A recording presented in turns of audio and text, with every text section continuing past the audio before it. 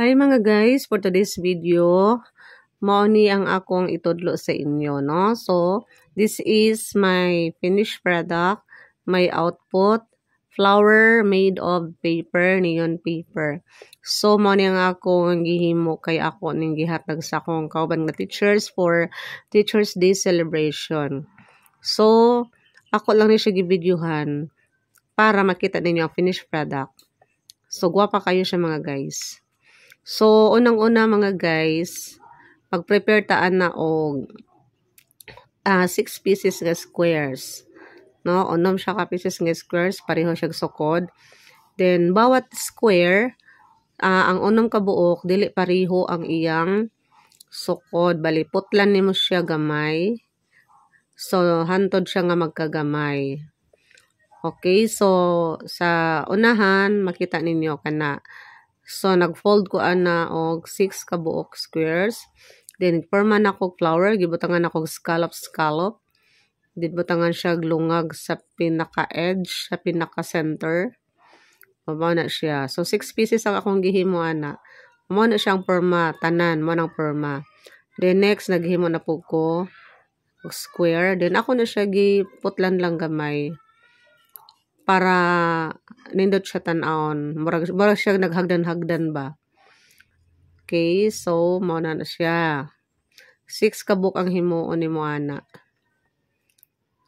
Ako lang siya gi-alternate. Nagputol na ko diha kana usa ka scallop ang putlon. Ang red na po duha ka scallop. Then ang nagsunod ana tulo. Tulo ka scallop. And then, ang nagsunod, ana, upat. Putla na siya, upat. Di-alternate na ko red o pink. Then, ang nagsunod is 5.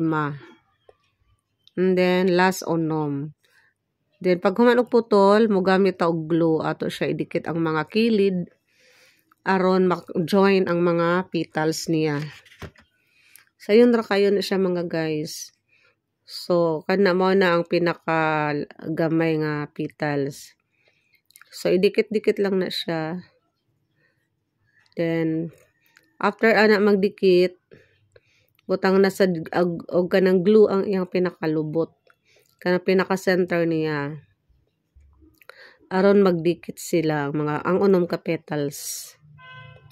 So, very easy lang kayo mga guys. Inyo lang na i-follow ang akong video.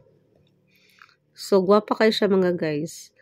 Gwapa tan-aon. Mao na imo ibutang sa ibang flower vase, ibang table. Nagdikit na siya. Ako nang gibutangan og glue ang pinaka-center, pinaka-lubot niya.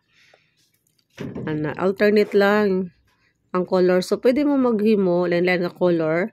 Pareho sa kung gihimo na ako yellow and pink combination. Orange og pink. So, gwapa kayo siya tan-aon mga guys. Dugay baya siya madaot. 1 year na kato akong yellow nga gipakita gayna. 1 year na to siya. During sa Teachers Day gihapon last 2023. O, gwapa na siya tan-aon mga guys. So, ma-appreciate gyud ninyo ang kagwapa sa personal. Kana wow kay tan-aon no, murag true.